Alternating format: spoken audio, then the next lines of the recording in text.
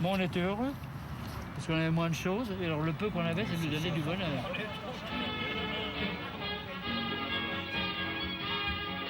Qu'est-ce qu'on attend pour être heureux? Qu'est-ce qu'on attend pour faire la fête? La route est prête, le ciel est bleu, il y a des chansons dans le piano à queue. Il y a de l'espoir. À l'été 1936, ils sont des centaines de milliers, ces jeunes ouvriers, ces couples sans enfants, ces familles modestes à quitter la cité et sa grisaille.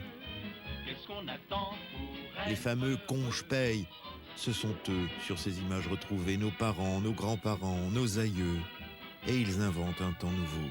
Pour la première fois, la France ouvrière quitte la ville à la recherche du grand air, ou mieux, pour de vraies vacances. On étraîne des vélos et des tentes de camping.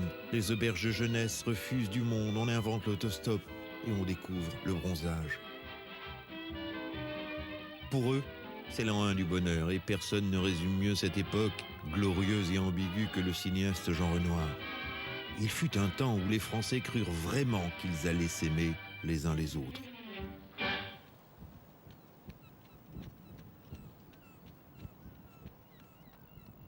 Cet été-là, sur les postes de radio, le chansonnier Georgius fait un tabac avec cette rengaine. Merci Léon, merci Léon. Léon, c'est Léon Blum, le chef du Front populaire qui vient de remporter les élections. C'est lui qui va décider d'ajouter au programme du nouveau gouvernement cette mesure qui n'y figurait pas. 15 jours de congé, et payés. L'autre homme des congés payés, c'est Léo Lagrange, un député du Nord de 36 ans, un visionnaire. Grâce à eux, les vacances, ce privilège jusque-là réservé aux rentiers, aux bourgeois, aux fonctionnaires, aux employés de commerce ou du métro parisien, est étendu à tous.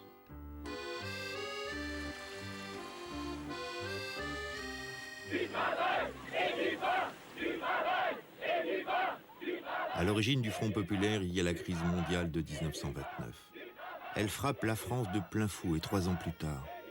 Les usines ferment, les faillites se multiplient, la misère gagne. Le pays aggrave son retard social en Europe. Alors pour ces ouvriers, le Front populaire, c'est la sortie du 19e siècle industriel, celui de Zola. Jusqu'au Front populaire, les luttes syndicales étaient extrêmement difficiles. Et il y avait les gardes-urnes dans les grands magasins. Quand on voulait distribuer un tract, ils pourchassaient les gars qui distribuaient les tracts et ils les attrapaient, les déchiraient. Et il n'y avait aucun droit syndical, aucune liberté. Un employé qui était connu pour ses opinions, qui déplaisait à la direction, on le virait du jour au lendemain.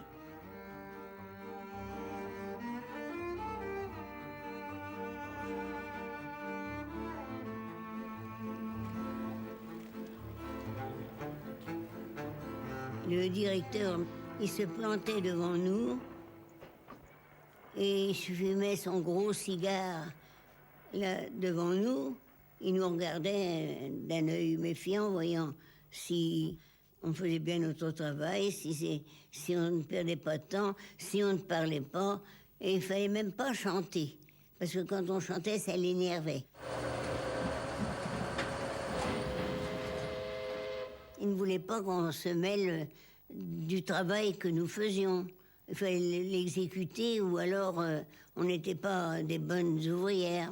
Le temps qu'on en mettait en plus, c'était 0. On n'avait pas le droit de toucher un centime. C'était le monde d'hier, un monde sans véritable règle du jeu social. Pour les employés, c'était le vouvoiement entre collègues ou le port obligatoire du chapeau. La casquette étant, elle, réservée aux ouvriers. Le déclencheur politique du Front populaire, ce sera la menace fasciste. Le 6 février 1934, des milliers de ligueurs d'extrême droite tentent de s'emparer de la Chambre des députés. La République vacille et en réaction, les partis de gauche se réunissent spectaculairement 6 jours plus tard. C'est l'acte de naissance du Front populaire. Paris, rassemblé dans cette manifestation, signifie aux hommes du fascisme et du royalisme qu'ils ne passeront pas. Vive l'unité prolétarienne sans laquelle aucune victoire n'est possible. Vive le peuple ouvrier de Paris. La peur qu'a eu une certaine partie de la bourgeoisie avait déterminé, au contraire, chez les salariés, chez le peuple, l'idée que peut-être on pouvait parvenir à quelque chose. L'idée que les salopards en casquette pouvaient mettre un chapeau, ça m'est pas venu. Mais l'idée qu'ils pouvaient aussi avoir droit à la parole, oui, je l'ai senti très fort à cette époque. Le 3 mai 1936, la France élit ses députés. Le président Lebrun donne l'exemple, la mobilisation est impressionnante. Mais ce deuxième tour est serré. Finalement, les socialistes, les communistes, les radicaux l'emportent. C'est le choc à droite. C'est la liesse à gauche. Et c'est une situation inédite, la gauche. Cette gauche-là au pouvoir.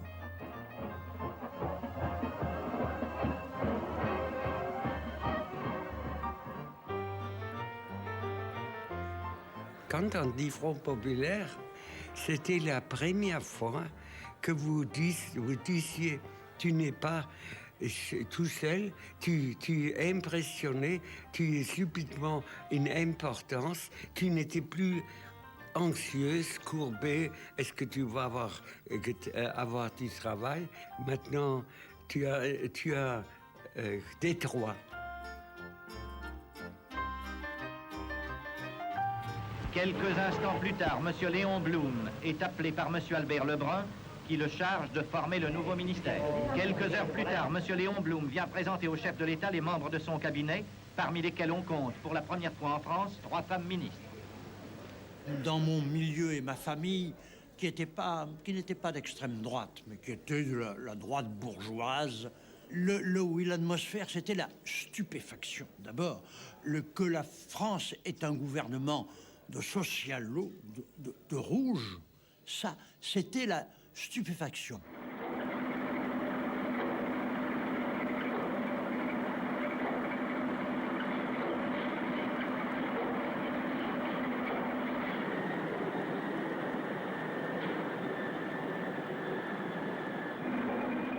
Léon Blum forme son gouvernement dans un pays qui s'est mis en grève.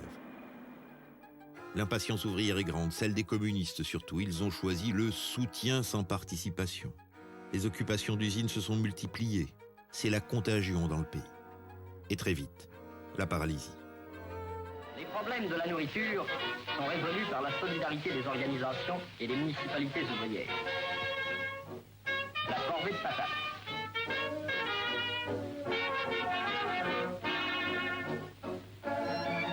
Chacun sa part.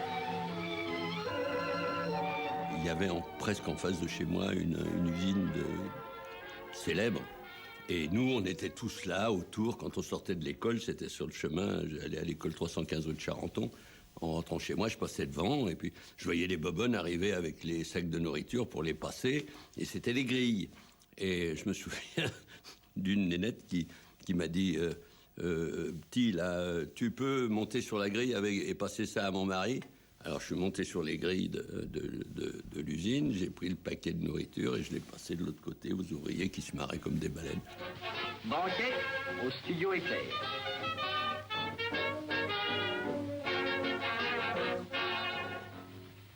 Le problème du couchage est rapidement résolu par les hommes qui, seuls, occuperont les usines pendant la nuit. Certains se sont confectionnés des hamacs avec des couvertures. Mais avec 2 ou 3 camarades comme moi, qui étaient très dynamiques, nous avons dit, mais pourquoi qu'on laisserait les bons hommes faire leur grève, et puis nous, alors, c'est nous qui sommes les plus malheureuses dans la tôle, parce que on n'a pas d'eau pour se laver dans les cabinets de toilette, on gagne 6 francs 80 de l'heure, c'est vraiment erroné, alors que les hommes avaient le double et plus même. On a réuni un petit peu les femmes, et on leur a demandé si elles consentaient à venir faire la grève avec les hommes. Alors c'est là qu'on nous a traités de gigolettes.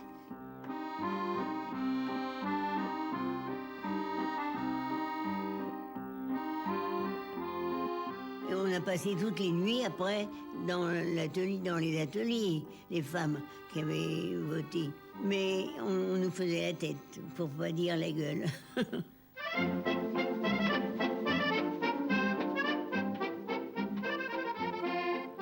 Ce perpétuel temps des cerises, c'était pour Aragon un grand bal bleu et blanc dans la ville en bras de chemise.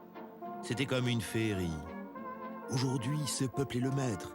Il se promène dans Paris qui met des chapeaux aux fenêtres.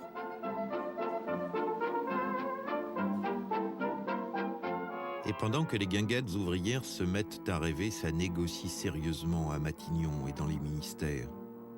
Les pressions sont nombreuses.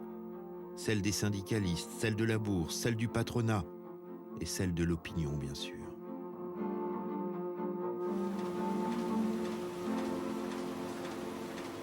Et nous obtenons les contrats collectifs, les délégués ouvriers, les 40 heures, 15 jours de congés payés pour tout le monde.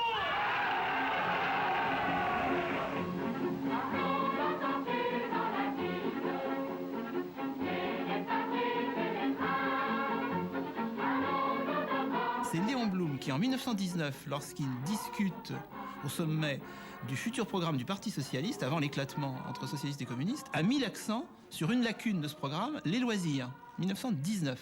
Et 17 ans plus tard, eh bien, d'une certaine façon, l'histoire lui donne raison. Alors, j'allais dire, il profite de l'occasion et il met les loisirs au programme de son gouvernement. Personne ne le lui demandait, je dirais, un mois avant. Les loisirs, cette idée neuve en Europe, ce sera donc le travail de Léo Lagrange. Léon Blum le nomme sous-secrétaire d'État aux sports et aux loisirs. Chez les détracteurs du Front populaire, on parle déjà du ministère de la paresse. Drôle de ministère en fait. Ils sont une dizaine de fous généreux dans un petit appartement de la rue de Tilsit. Sans moyens, sans administration. Madeleine Lagrange, sa femme, Robert Fusier, un dessinateur de bande dessinée, 3 chômeurs et l'écrivain Clara Malraux. Mais c'était une équipe enragée de volonté pas de réussir, volonté d'amener des idées nouvelles, et beaucoup d'idées nouvelles. Car je crois que ce qui a été vraiment nouveau dans ce gouvernement du Front populaire, c'est Léo Lagrange qui les a apportés, en liaison avec Blum qui le couvait un peu. Le problème concret pour Léo Lagrange, c'est l'organisation de ses premières vacances. Comment faire partir des ouvriers sans moyens ? Comment leur faire profiter de cette expérience? Alors un bras de fer va s'engager entre Léo Lagrange et les patrons des chemins de fer français alors privatisés. Alors ce qui est resté mémorable, c'est la rencontre entre Léo Lagrange et alors la direction des chemins de fer. Qui a dit, mais alors la mesure de Lagrange, c'est une mesure anti-ferroviaire. Le 30 juillet, Léo Lagrange a gagné.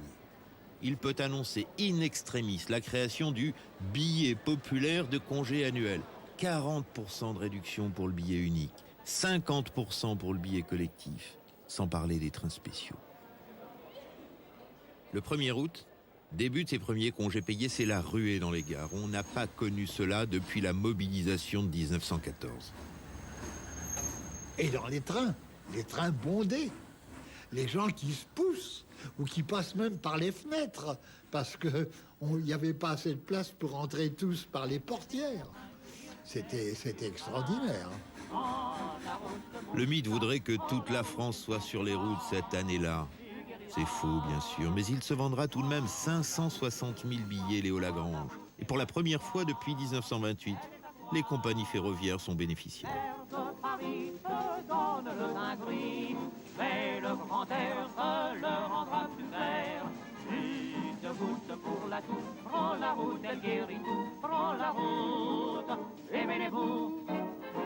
Partir 2-3 jours l'été, c'était ruineux. Et brutalement, ils ont la possibilité d'aller plus loin. Et la fameuse découverte de la mer, c'est pas un mythe. C'est pas un mythe, puisque, excepté les travailleurs qui étaient à proximité des côtes, c'est vrai que trouver le temps et l'argent pour passer ne serait-ce que 5 jours au bord de la mer, c'était un grand luxe. Un luxe qui était réservé jusque-là aux grandes familles, aux rentiers ou aux aventurières. À Nice, cet été-là, le député communiste Virgile Barrel accueille les congés payés à la gare. Brassard rouge et poing tendu avec cette pancarte. Le Front populaire abolit ce privilège, la Côte d'Azur réservée aux riches. Ailleurs, les privilégiés changent leurs habitudes. On déserte Biarritz pour ne pas se mélanger.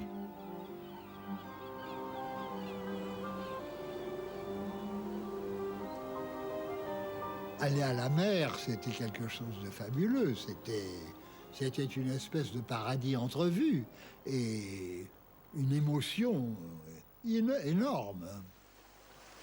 La mer, on se l'imagine, mais quand on arrive, ça fait un choc. Vraiment, ça fait un choc. Je me rappelle, la mer était haute quand on est arrivé la première fois, et ça m'a... J'étais émue, je dois dire que j'étais émue. Alors on s'est précipité dans l'eau parce qu'il faisait très chaud.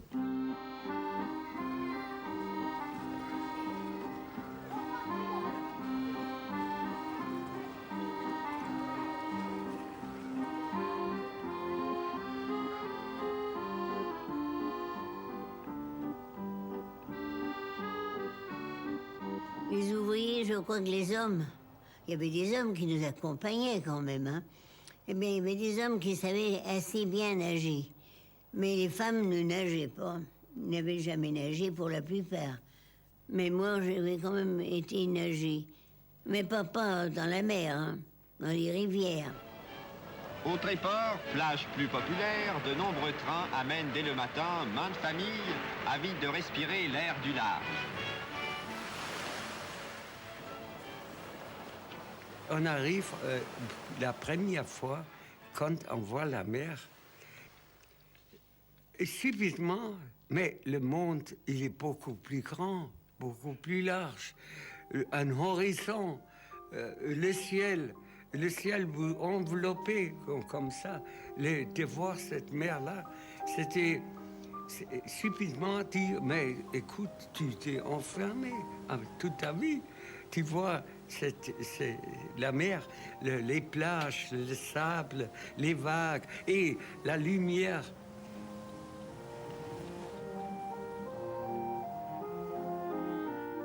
Des concours de récits de vacances sont lancés dans le populaire ou dans l'humanité. À l'hôtel Matignon, on reçoit un déluge de cartes postales adressées à Monsieur Léon Blum. Des cartes postales comme celle-ci. Monsieur le Président, j'ai vu la mer. Merci.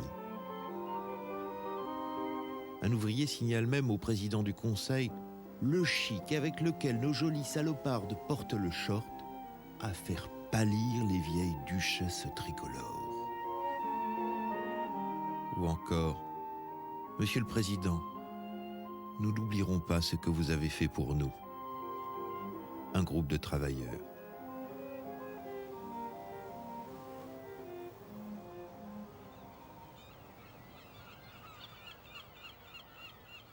Il y avait un très grand mépris de la part de la classe bourgeoise, parce que d'abord, elle se sentait comme envahie et dépossédée de son terrain, de distraction privilégiée. Les congés payés, ça scandalisait ma bonne famille, quoi. Et d'ailleurs moi aussi. Mais on se moquait sur la plage à Royan. Nous allions en vacances en août à Royan, sur la plage. Il y avait un coin où il y avait « Ah là-bas, c'est les congés payés, c'est les congés payés ». Ils étaient un petit peu ridicules, ils étaient un peu empruntés, ils avaient des maillots de bain noirs.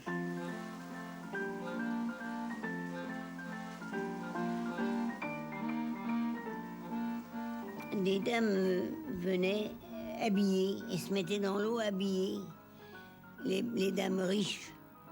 Et puis quand elles nous voyaient, nous les ouvrières, parce qu'ils ont su que c'était des ouvrières d'usine qui venaient pour la première fois, eh bien elles nous regardaient d'un mauvais œil.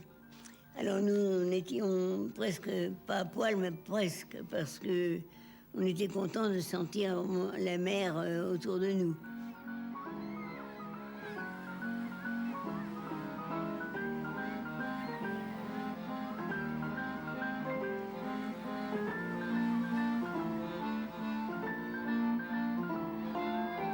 Ils étaient des intrus. Alors voilà, ils étaient des intrus. Ils n'étaient pas invités. C'est pas l'ennemi. c'est l'intrus, c'est le type, comment il est cette réception, on est là, le mariage, ça. Puis quelqu'un qui n'est pas invité, qui est là. Il y avait un côté incongru. Il y avait des gens qui vraiment, aux environs du Casino et du Westminster, nous considéraient vraiment comme la lie de la terre. Enfin, il y avait un clivage extraordinairement précis. Oui. Je veux dire, nous, on était proprement habillés, eux, ils étaient élégants, c'est tout à fait différent. Leurs filles, moi, je reluquais déjà les filles. Je dois dire que les filles de la bourgeoisie aristocratique de Deauville, c'était pas rien à voir, c'était très beau. Sur le plan strictement personnel, c'était les plages avec d'autres jeunes femmes intellectuelles plutôt qu'avec des ouvrières auxquelles j'aurais pu essayer de compter fleurettes. Elles étaient dans d'autres ensembles que les miens.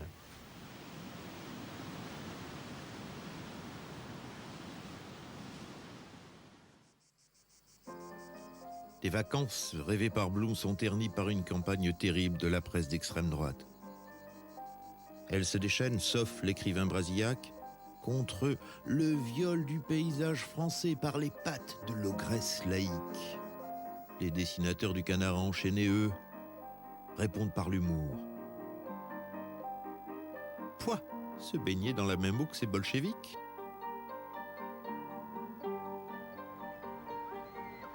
Et ça a joué malheureusement, c'est-à-dire quand on a commencé à perdre la guerre, beaucoup de membres de la bourgeoisie française, vichistes, se sont dit, vous voyez, tout ça c'est la faute du Front populaire. Si on n'avait pas cédé comme on a cédé à ces syndicalistes et à ces ouvriers, on aurait eu une France plus forte, on n'aurait pas perdu la guerre. Dangereuse argumentation. Blum le sait bien, la France n'est pas qu'un îlot de bonheur. Il va accélérer le réarmement. Les périls montent en Europe. Le 18 juillet 1936 commence la guerre d'Espagne. La République espagnole, cet autre front populaire, élu en février, doit faire face à la rébellion militaire d'un obscur général, Francisco Franco. C'est la première épreuve internationale pour le Front populaire et un terrible cas de conscience pour Blum. Intervenir ou ne pas intervenir pour sauver ce régime frère.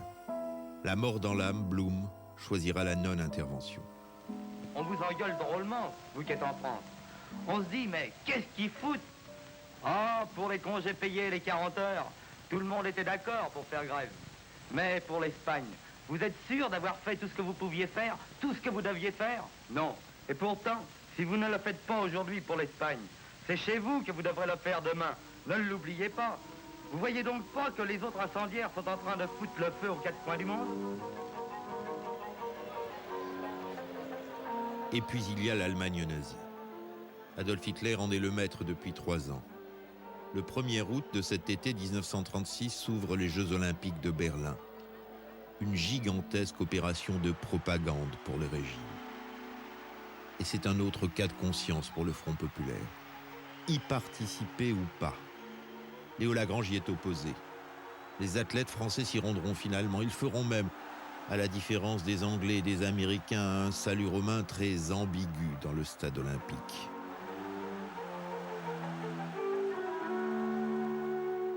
L'entre-deux-guerres est une période obsédée par la jeunesse. Dans sa modalité totalitaire, bien sûr, hein, jeunesse hitlérienne, Balilas en Italie, jeunesse communiste en Union soviétique, et puis dans ses modalités démocratiques. Alors ça, c'est très intéressant, parce qu'à l'époque, il y a une polémique, évidemment. Une partie de la droite dit « Oh, on a compris, vous voulez nous faire marcher au pas. Organisation des loisirs, jeunesse encadrée, etc. » Et Léo Lagrange est très conscient de ça, et il a un discours très cohérent en disant « Mais nous allons prouver que nous pouvons proposer une solution alternative complètement démocratique. » Et le modèle à l'époque, c'est la Tchécoslovaquie. Démocratie de référence, avec des mouvements de jeunesse très dynamiques, mais absolument pas obligatoires.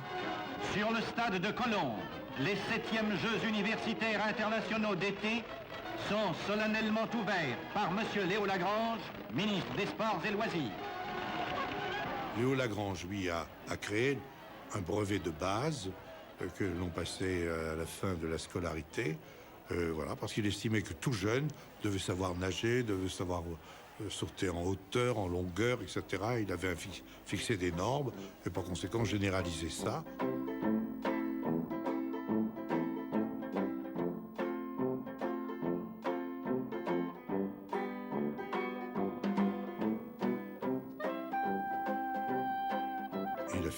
Il a créé le sport travailliste. Alors ça, c'était le sport pas pour les ouvriers, quoi.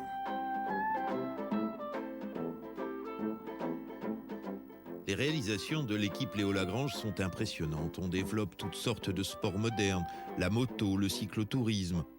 En 6 mois, on a fait construire 200 stades et gymnases, 40 piscines.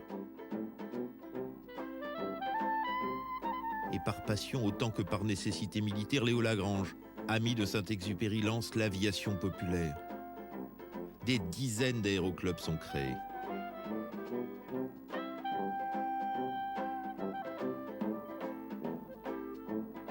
Pour Léo Lagrange, le ski doit aussi devenir un sport populaire. L'équipe de la rue Tilsit se mobilise là encore et participe à la création de stations de 2e génération, plus jeunes, moins chères, comme Val d'Isère ou l'Alpe d'Huez. Les grandes gares parisiennes ont connu pendant les fêtes de Noël une animation sans précédent en raison des départs massifs vers les terrains enneigés des Alpes, des Pyrénées, du Jura, des Vosges et du Massif central. À Paris, le 22 décembre, entre 19h et minuit, 67 trains bondés d'une foule multicolore et joyeuse ont emmené plus de 50 000 skieurs vers les belles montagnes de France. La raison de cette vogue? Tout d'abord, l'appel de la neige et aussi les facilités offertes par les chemins de fer. Des trains rapides et pratiques, des voitures hamac, des modes de transport tout particuliers pour les skis, des billets et des abonnements à prix réduit. La saison des sports d'hiver commence seulement. C'est le premier grand départ. La saison battra son plein de janvier à mars et continuera jusqu'à Pâques, puisque les grands trains de neige circuleront jusqu'à cette époque.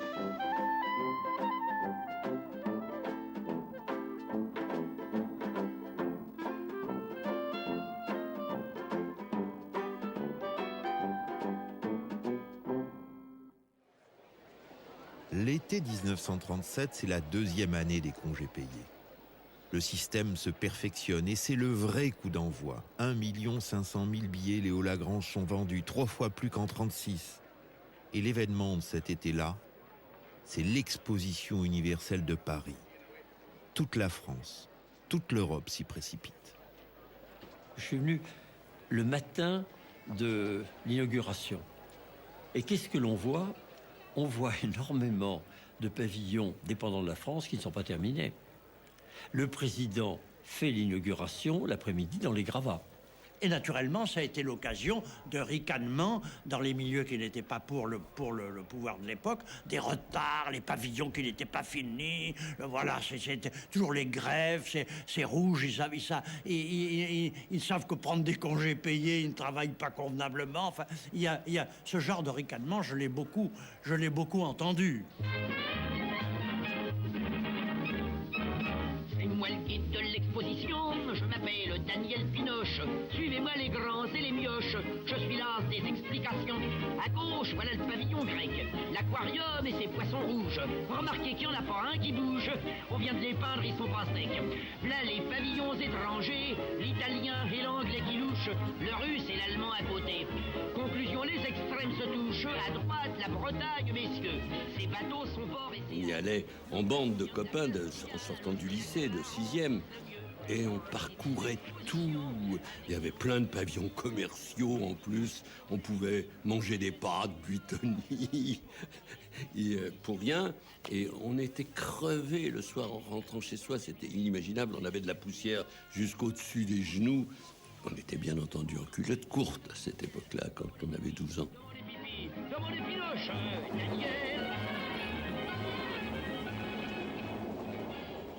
La grande sensation, c'était les 2 pavillons de l'URSS et du Troisième Reich face à face. Là, on avait l'impression... On a eu quand même une photographie de la guerre.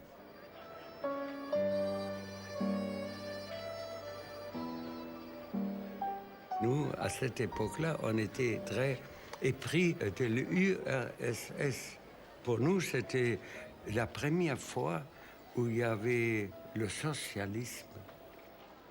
Et là, il y avait 2 figures, un couple qui se tenait par la main, Et avec les mains, il s'était dans un mouvement vers l'avenir, vers le ciel, et il tenait le marteau et la faucille.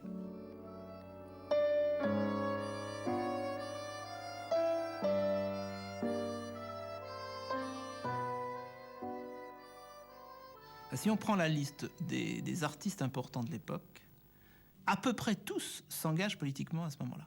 Et je dirais, le rapport, ça vaut aussi d'ailleurs pour les savants, les physiciens, les chimistes, le rapport est de 9 à 1 en faveur du Front populaire. Et ils s'engagent, les intellectuels et les artistes, et ils créent, et ils croient, parfois naïvement, à un monde nouveau, à l'exemple de Jean Renoir, là encore, qui dira « Je dois à ces deux films, La vie est à nous et La Marseillaise, d'avoir vécu dans l'esprit exaltant du Front populaire. » Au plus profond de ta détresse, tu n'es pas seul. Le ciel est sombre, l'avenir t'apparaît noir, la vie te semble sans espoir. Camarade, reprends courage, tu n'es pas seul. Qu'il s'agisse du théâtre, du cinéma, Ciné Liberté, une association qui essaye de produire des contre-actualités prolétariennes, qui met sur pied une souscription pour produire le film La Marseillaise, et donc dont le secrétaire général est Jean Renoir. Ça vaut pour la musique, la Fédération musicale populaire, les chorales populaires qui se multiplient un peu partout. Mais il y a même des domaines tout à fait étonnants. Il y a une association populaire des Amis des musées qui décide d'encourager la visite des musées. C'est le moment où d'ailleurs le Louvre expérimente des nocturnes absolument sans précédent, au printemps 36, d'ouvrir ces musées aux syndicalistes, à des groupes de syndiqués organisés. Et même la notion de musée se trouve complètement explosée, puisqu'on va faire visiter, conduit par Picasso, l'atelier de Picasso, où on va faire visiter des usines. Donc on a l'impression qu'on est en 1980-90, on est en 1936. Et dans à peu près tous les domaines, vous voyez exploser les associations, disons, on disait à l'époque de popularisation, on dirait aujourd'hui de démocratisation culturelle.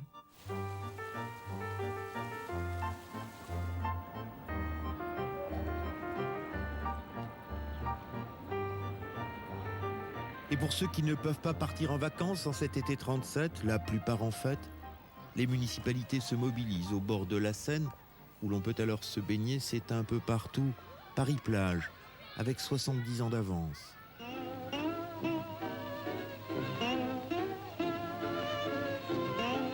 Paris a voulu avoir aussi sa cause, non pour faire oublier celle d'argent, d'émeraude ou d'azur, mais simplement pour offrir à ceux qui ne peuvent s'éloigner des rives de la Seine les plaisirs de la plage. C'est à Vilaine-sur-Seine que vient d'être aménagé ce coin plein d'agréments.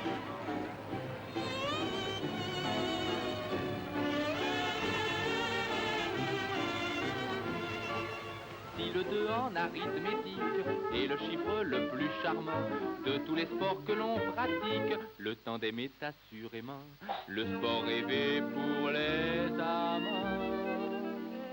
Je fais du tandem, tu fais du tandem, c'est toi qui m'entraîne, c'est moi qui t'emmène. Et lorsque tu donnes un bon coup de pédale, je pédale, en même temps ça nous emballe.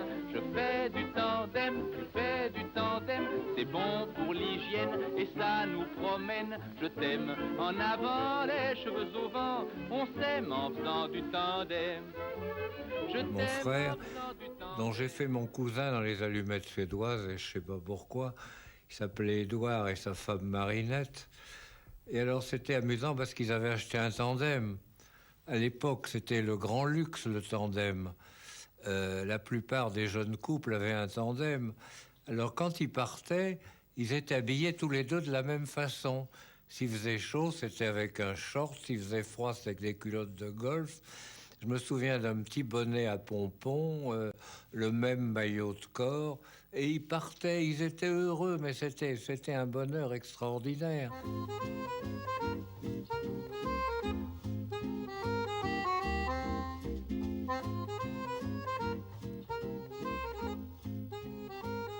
Dans les manuels de géographie, on regardait les photos de la France avec ses fleuves, ses montagnes, ses côtes. On rêvait, mais on avait un peu l'impression de rêver un peu comme on rêve d'un voyage dans la Lune. Parce qu'on n'avait pas le sentiment qu'on aurait un jour l'occasion, la possibilité de connaître ce qu'on voyait dans ces manuels d'histoire. Nous sommes à environ 1000 mètres d'altitude. Un air vivifiant et pur, chargé des odeurs balsamiques des sapins, emplit nos poitrines. On vit dans une atmosphère de délassement physique et intellectuel. Tous les soucis sont oubliés. C'est le repos vraiment complet. Tout concourt à la régénération de notre être que nous sommes venus chercher ici.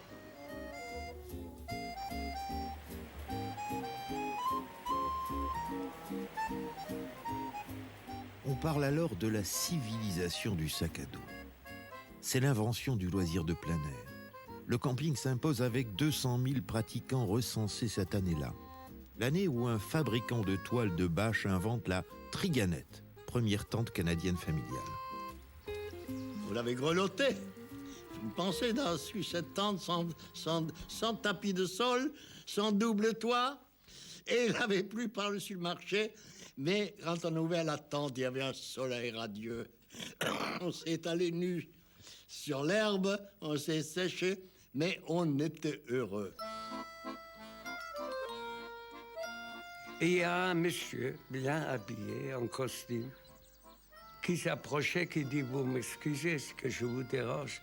Mais je vous envie, comment vous êtes...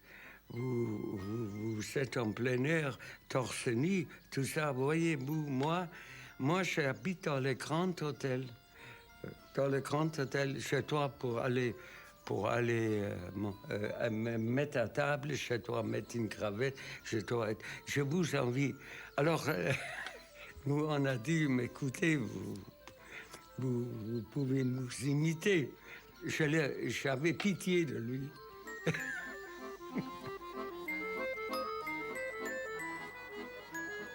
Ce nouveau temps libre, les syndicats, la CGT surtout, le prennent en main. Au château de Baillet, par exemple. Et ce château, je ne sais pas comment, il devait être à vendre ou il n'était pas. Et puis avec les cotisations donc, qui avaient été données par les salariés, pour un adhérent, parce qu'il y avait une affluence d'adhésions nouvelles dans cette période au syndicat CGT. Ils avaient acheté le château pour les ouvriers. Et c'était un peu une revanche pour un grand nombre, non? D'être dans un château.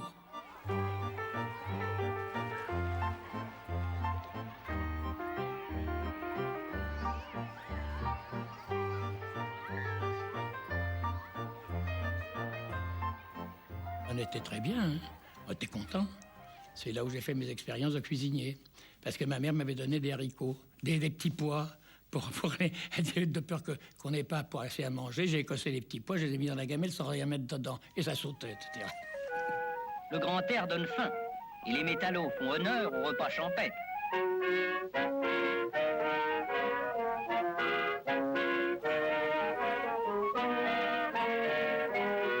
L'appétit n'attend pas le nombre des années. Les petits citadins vivent dans un air vicié où les arbres eux-mêmes s'étiolent. Souhaitons que l'an prochain, les projets en cours se réalisent et permettent à tous les enfants de quitter la ville pour jouir des bienfaits d'un séjour dans la nature. Ainsi, les vacances contribueront à l'amélioration de la race française. Et je vous rappelle, madame, que samedi soir, vous prenez la parole au grand gala donné pour les vacances des enfants de chômeurs à la salle Pleyel. Très bien. Nous nous occupons encore des questions pressantes du moment, c'est-à-dire de l'envoi des enfants en colonie de vacances. Les enfants des métallurgistes passent leurs vacances au domaine de Vouzeron. En 1937, la colonie a abrité 554 enfants, totalisant 20 161 jours de vacances. Ils partent impatients pour la colonie où les attendent déjà 50 petits réfugiés espagnols adoptés par le syndicat.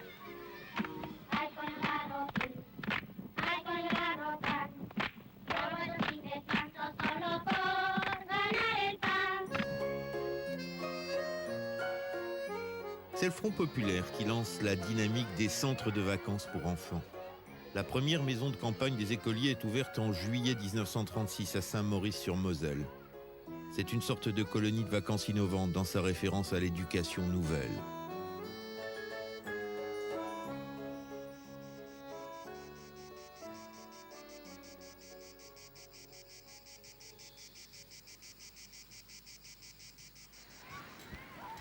À Biarritz, les vacances se terminent pour les enfants nécessiteux de Dordogne.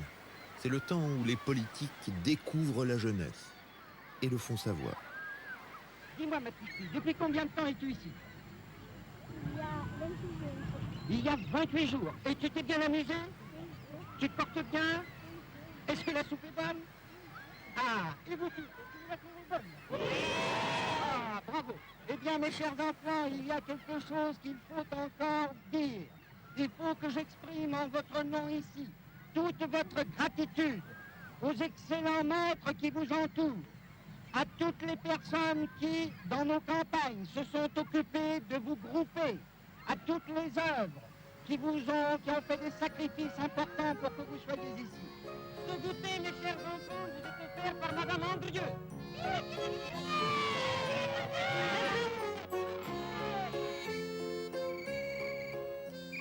Au XXe siècle, l'été 1936 reste un peu comme mai 68. Une date rupture. Un mouvement est lancé. Une nouvelle société s'invente. Les femmes sortent de l'ombre sans avoir le droit de vote. Leur corps se libère, se défont du corset. La gymnastique a ses premiers adeptes. Au début des années 30, on est entièrement dans le refus du hall et du soleil. Et dès les années 40, on sent bien que le mouvement est lancé en sens inverse. Et le basculement se situe pour la France au milieu des années 30.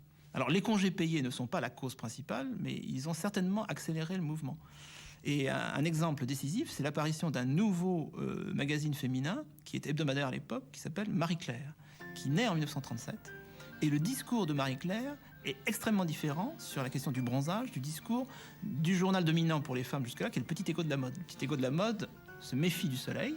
Pour la première fois, on voit un magazine féminin qui fait l'éloge du bronzage. On sent bien que le rapport au corps est en train de basculer.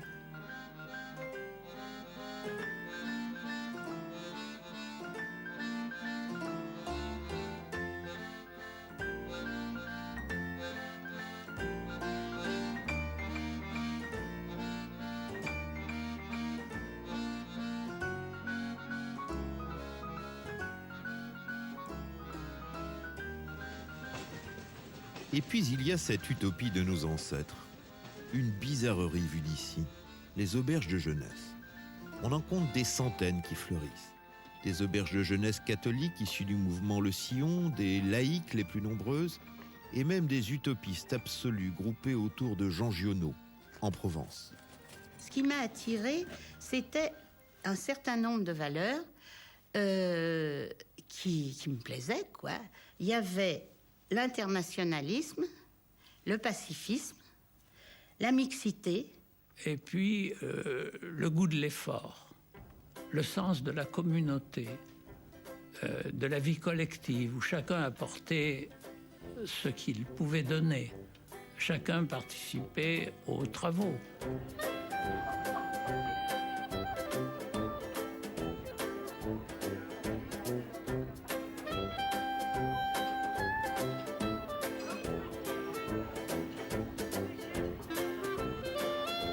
Il n'y avait pas de tâches réservées aux filles, tâches réservées aux garçons. On faisait aussi bien la vaisselle, la cuisine, les corvées de bois, les corvées d'eau, et les filles exactement pareil. Les filles savaient monter une tente aussi bien que nous. Il n'y avait pas, le garçon fort qui plantait un piquet, ça n'existe pas. Les filles étaient aussi fortes que nous. Et quand on faisait des randonnées de 30 ou 40 kilomètres, les garçons et les filles, on faisait pareil. C'était l'égalité la plus complète. La mixité, pour nous, c'était une dimension de la vie collective extrêmement importante, parce que beaucoup de mouvements ne la pratiquaient pas. Le scoutisme, par exemple. C'était quand même mal vu, vous savez, en 36, des filles en short.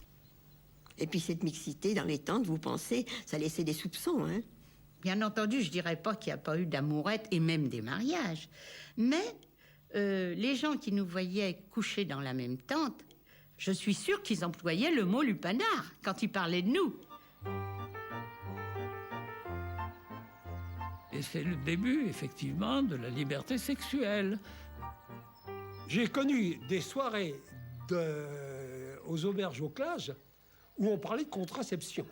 Et curieusement, c'est aux auberges à jeunesse, à une soirée que j'ai vue la première fois des préservatifs. Je ne savais pas ce que c'était.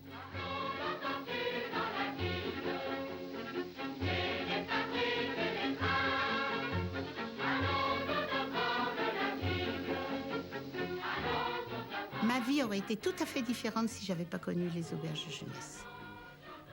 Parce que finalement, toutes ces valeurs nous sont restées. D'ailleurs, ces valeurs, elles ont fait leur chemin individuellement.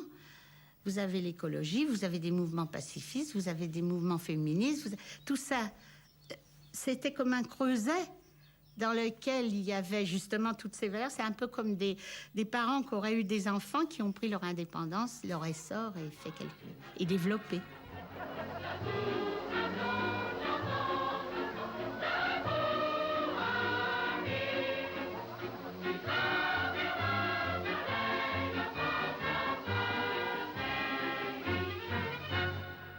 Le Sénat lui ayant refusé les pleins pouvoirs, le ministère Blum est démissionnaire et M. Daladier est chargé de former le nouveau cabinet. Et dans l'après-midi de dimanche, moins de 48 heures après la chute du précédent ministère, les membres... C'est fini. La chute du deuxième gouvernement Blum en avril 1938 marque la fin de l'expérience du Front populaire. Blum s'en va. Il est remplacé par Daladier, tandis qu'à l'Est, Hitler vient de dévorer l'Autriche. La France de Daladier, justement, et l'Angleterre de Chamberlain vont bientôt lui offrir la Tchécoslovaquie, avec les accords de Munich. Pour Léo Lagrange aussi, c'est fini. Proche des thèses du colonel de Gaulle sur la nécessité des blindés dans la guerre moderne, il est le seul parlementaire à s'engager volontairement à la déclaration de guerre. Il meurt en héros le 9 juin 1940. À partir de l'été 38, tout a basculé. C'est désormais la question de la guerre qui est obsessionnelle, c'est pas la question des réformes sociales. Ça permet d'ailleurs au gouvernement de l'époque de revenir en arrière sur, pas tellement les congés payés, mais les 40 heures. Et il faudra la libération pour que le mouvement soit relancé. C'est un mouvement qui ne s'est pas arrêté et qui a frappé tellement la gauche à ce moment-là, et la gauche par la suite, que chaque fois qu'il y a eu un gouvernement de gauche, on a ajouté une semaine de congés payés. 15 jours avec Léo Lagrange et Blum, une semaine supplémentaire avec Guy Mollet, ça fait 3 semaines. La 4e semaine, c'est le syndicat, c'est De Gaulle, c'est le syndicat Renault qui a demandé la 4e semaine. Et la 5e semaine avec Mitterrand et moi, pour 5 semaines, pas de congés payés.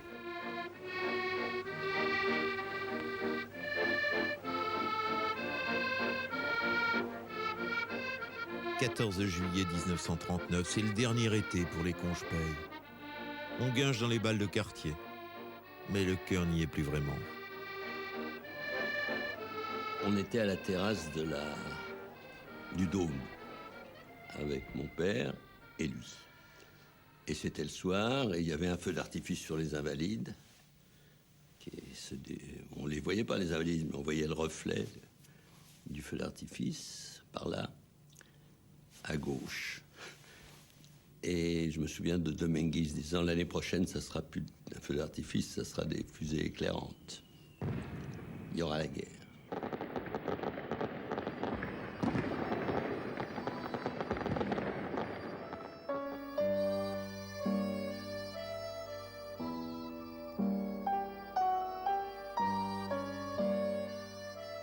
Ça a été affreux quand je pense à cette période, mais d'une telle joie, d'une telle exaltation, suivie par l'abomination. C'est quelque chose d'affreux. Si vous voulez, ce contraste entre cette joie des gens qui, par les conquêtes sociales, arrivaient petit à petit à mieux vivre, à envisager l'avenir avec optimisme, et puis brusquement, 39, la guerre, tout s'écroule.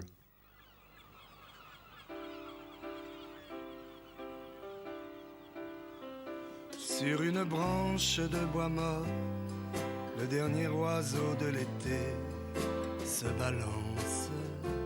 Dernier dimanche en ce décor où meurt le sourire enchanté des vacances. Dernier soleil qui nous salue et qui s'éclipse au fond des nues dans sa gloire. Demain sera fini l'amour et nous n'aurons plus ces beaux jours qu'en mémoire. À quoi bon dire à l'an prochain quand on n'est pas du tout certain d'être ensemble? La vie se plaît à séparer ceux qui dans le bonheur d'aimer se ressemblent. Que viens-tu chercher en ces lieux, toi qui 100 fois fis tes adieux à l'enfance? C'est toi la branche de bois mort, c'est toi l'oiseau, la mer, le port, les vacances.